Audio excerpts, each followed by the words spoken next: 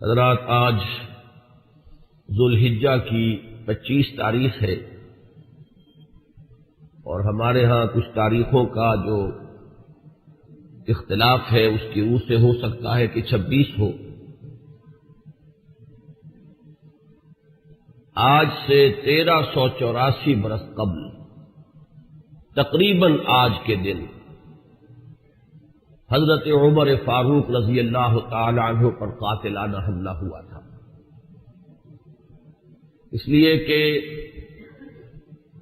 بعض روایات میں 26 ذی الحجہ کا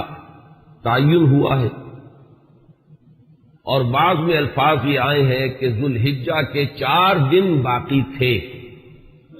جس دن کے حضرت عمر رضی اللہ تعالی عنہ پر یہ قاتلانہ حملہ ہوا۔ حج سے واپسی کو ابھی چند ہی دن ہوئے تھے اور اسی سفر حج کے دوران حضرت عمر رضی اللہ تعالی عنہ نے ایک موقع پر زمین پر لیٹ کر اور ہاتھ آسمان کی طرف پھیلا کر اللہ سے دعا کی تھی کہ پروردگار، میری ذمہ داریاں بہت بڑھ گئی ہیں، اب میرے اعضاء میں ضعف ہے، میں کمزوری محسوس کر رہا ہوں، رعیت بہت بڑھ گئی ہے جس کی ذمہ داری ہے، تو مجھے تو اپنے پاس بلا لے اور اٹھا لے اس سے پہلے کہ میں اپنی ان ذمہ داریوں کے بارے میں مسئول بن جاؤں اور ان کا حق ادا نہ کر سکوں۔ تو روایات میں آتا ہے کہ اس کے بعد چند ہی دن اس دنیا میں انہوں نے بسر کیے ہیں، اس کے بعد یہ قاتلانہ حملہ ہوا۔ 3 دن آپ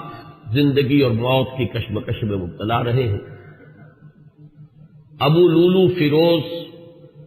ایک مجوسی ایرانی غلام تھا حضرت مغیرہ ابن شعبہ کا رضی اللہ تعالی عنہ۔ حضرت عمر نے خاص قاعدہ بنایا ہوا تھا، غیر مسلموں کے مدینے میں داخلے پر پابندی تھی۔ حضرت مغیرہ ابن شعبہ نے خاص طور پر سفارش کر کے حضرت عمر سے اجازت حاصل کی ابو لولو فیروز کے لیے کہ اسے مدینے میں آ کر کام کرنے کی اجازت دی جائے، اس لیے کہ وہ بہت سے فنون سے واقف ہے۔ حضرت عمر نے اجازت دے دی۔ چند دنوں کے بعد وہ فریادی بن کر حاضر ہوا حضرت عمر رضی اللہ تعالیٰ عنہ کی خدمت میں کہ میرے آقا جو ہیں حضرت مغیرہ ابن شعبہ رضی اللہ تعالی عنہ، وہ مجھ سے بہت زیادہ ٹیکس وصول کرتے ہیں۔ یعنی یہ معاملہ تھا کہ جو غلام ہوتے تھے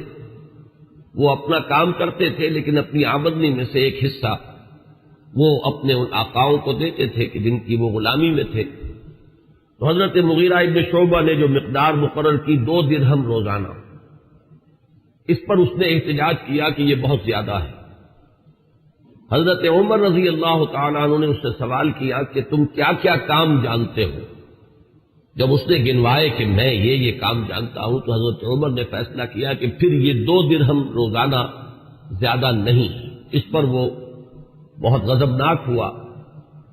حضرت عمر نے بھی اس سے ایک فرمائش کی کہ میرے لیے ایک ایسی چکی بنا دو جو ہوا سے چلتی ہو اور وہ آٹا پیسے۔ تو اس نے اسی غصے میں یہ کہا کہ ہاں، آپ کے لیے تو میں ایسی چکی بناؤں گا جس کی یاد رہتی دنیا تک باقی رہے۔ اس پر حضرت عمر نے جب وہ چلا گیا تو جو لوگ مجلس میں حاضر تھے ان سے آپ نے فرمایا کہ یہ شخص مجھے قتل کی دھمکی دے گیا ہے۔ لیکن نوٹ کیجئے کہ اسلام نے جو نظام دیا ہے نوع انسانی کو، وہ نظام جو محمد الرسول اللہ صلی اللہ علیہ وسلم نے عطا فرمایا، اور جیسا کہ میں نے بارہا عرض کیا ہے کہ اگر اس کو پوری طرح شباب میں دیکھنا ہو، للی ان بلوم جسے کہتے ہیں انگریزی میں، ایک پھول پوری طرح کھل گیا ہو، اگر وہ نظام اس کیفیت میں آپ دیکھنا چاہیں تو وہ در حقیقت خلافت عمر فاروق کا دور ہے رضی اللہ تعالی عنہ۔ وہ تمام خصائص، وہ تمام برکات جو اس نظام میں ہیں، نظام عدل اجتماعی، وہ اپنے نقطۂ عروج پر نظر آتے ہیں حضرت عمر فاروق رضی اللہ تعالی عنہ کے عہد خلافت میں۔ اسی نظام کا ایک پہلو یہ بھی ہے کہ انسان طبعاً آزاد ہے، اس کی آزادی پر کوئی قدغن، کوئی بندش بغیر کسی ثبوت کے نہیں لگائی جا سکتی۔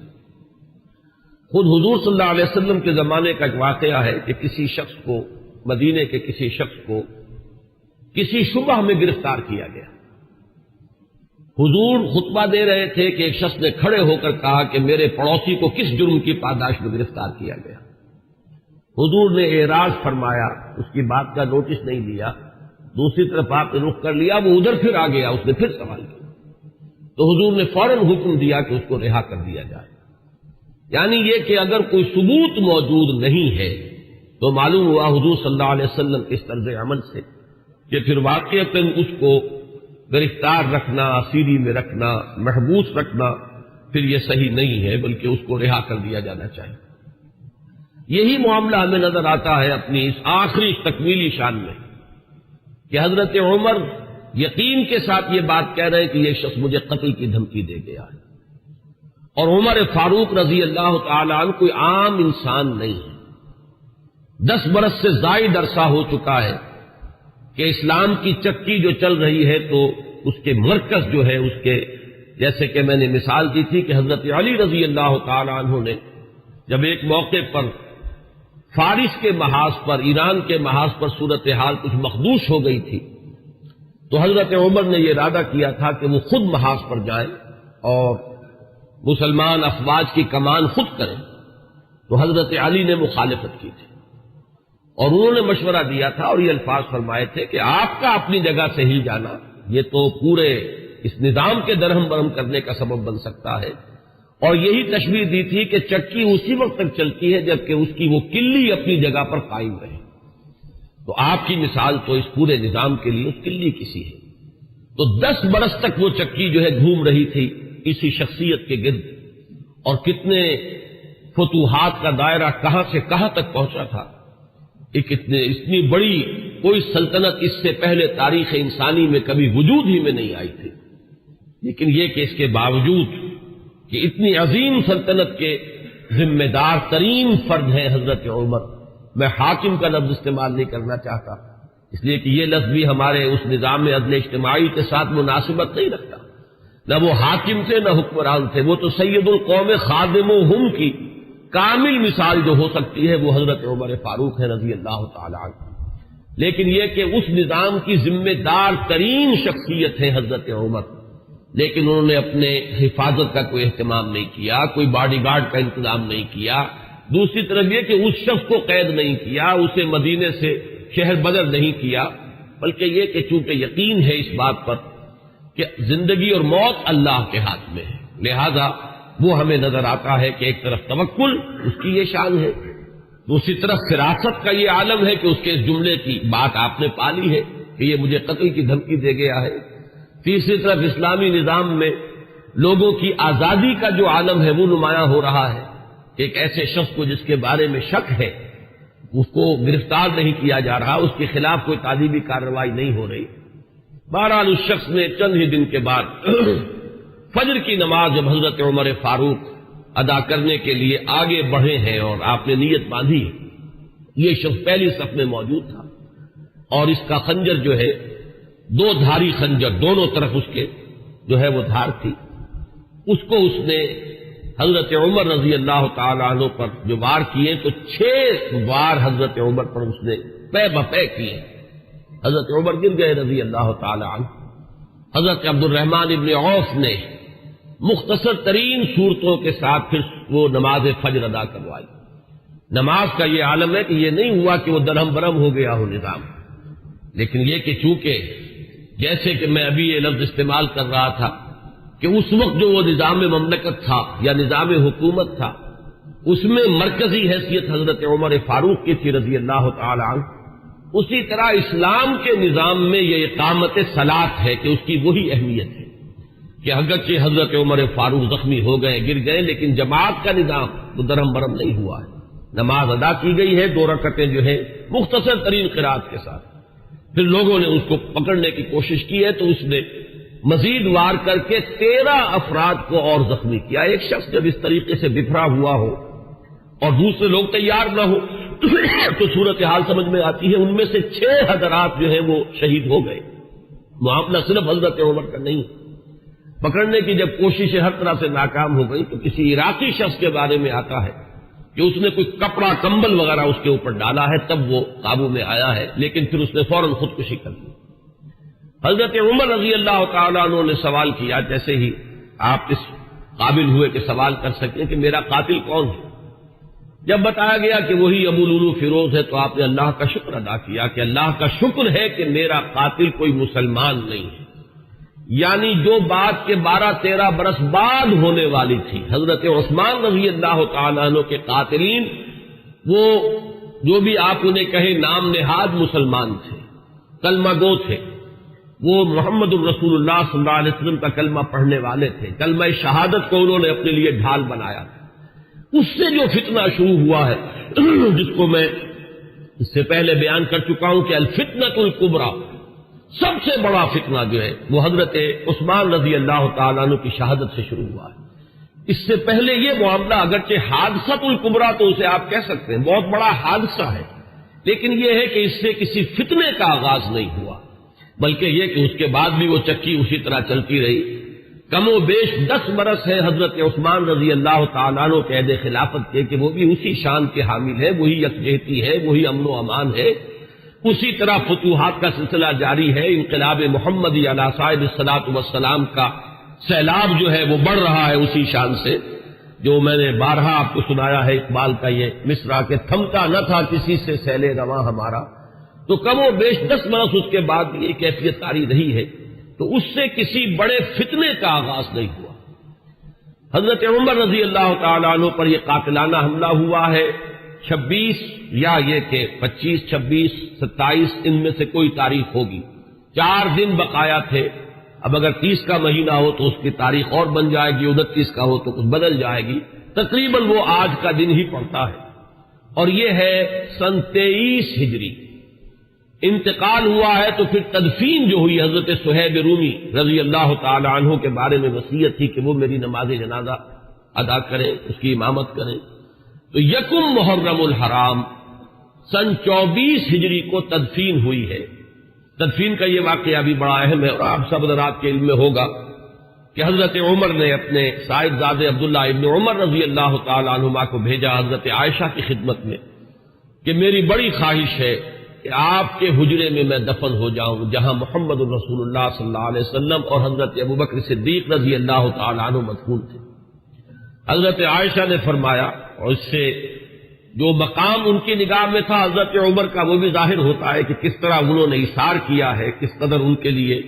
یہ مرحلہ کٹھن ہوگا فیصلے کا کہ اس حجرے میں صرف ایک قبر کی جگہ اور تھی۔ حضرت عائشہ نے فرمایا ام المومنین رضی اللہ تعالی عنہا کہ یہ جگہ میں نے اپنے لیے مخصوص کی ہوئی تھی، میں چاہتی تھی کہ میں خود یہاں دفن ہوں، اور اس میں کوئی حرج نہیں تھا، اس لیے کہ حضور دفن تھے وہاں،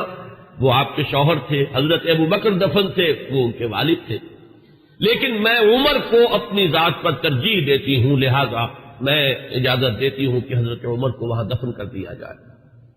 جب حضرت عمر کے پاس واپس آئے حضرت عبداللہ ابن عمر اور آپ نے پوچھا ہے کہ کیا جواب لائے، اور جواب دیا گیا کہ اجازت ہو گئی ہے، تو فرمایا کہ یہ آخری آرزو تھی زندگی کی، اللہ کا شکر ہے کہ وہ پوری ہو گئی۔ یہ جو حادثہ فاجعہ ہے، جہاں تک اس کے تاریخی پس منظر کا تعلق ہے وہ میں نے بارہا بیان کیا ہے، اور وہ در حقیقت سمجھ میں آتا ہے فلسفہ انقلاب کی روشنی میں۔ اگر فلسفہ انقلاب سامنے ہو تو یہ تمام واقعات جو ہے آئسولیٹڈ ایونٹس کی حیثیت سے پھر سامنے نہیں آتے، علیحدہ علیحدہ واقعات اور حوادث نہیں ہے، بلکہ یہ کہ ان کے مابین ایک ربط جو ہے وہ سامنے آ جاتا ہے۔ یہی فرق ہے تاریخ اور فلسفہ تاریخ میں۔ تاریخ اپنی جگہ ایک شعبہ علم ہے، اور فلسفہ تاریخ اپنی جگہ ایک مستقل فن ہے۔ تاریخ میں واقعات جو ہے وہ پیش نظر ہوتے ہیں، اور فلسفہ تاریخ جو ہے وہ ان واقعات کا پس منظر، ان کے اسباب و علل، ان کے عواقب و نتائج، پھر ان کے مابین ربط اور تعلق جو ہے وہ ان کو تلاش کرتا ہے۔ ظاہر بات ہے کہ اس دنیا میں جو حوادث رونما ہوتے ہیں، جو واقعات ہیں، کوئی نہ کوئی ان کے اسباب کا سلسلہ ہوتا ہے، کہ جیسے آپ کو معلوم ہے کہ فساد خون ہے تو پھوڑا کہیں ادھر نکل آیا، کہیں ادھر نکل آیا، کہیں ٹانگ پہ نکل آیا، کہیں بازو پر نکل آیا، تو وہ علیحدہ علیحدہ پھوڑے نظر آتے ہیں، لیکن یہ کہ ایک طبیب جانتا ہے کہ در حقیقت یہ ایک ہی مرض ہے جس کا کہ یہ ظہور ہو رہا ہے، سبب ایک ہے، یہ سلسلہ اندر جو ہے جڑا ہوا ہے۔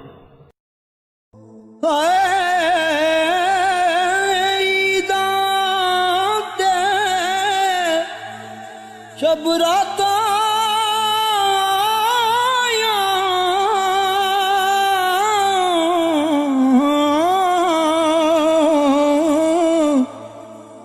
سب لوگ گران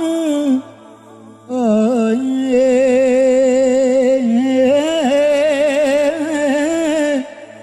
او نہیں آئے او پرت محمد جو آپ ہتھیں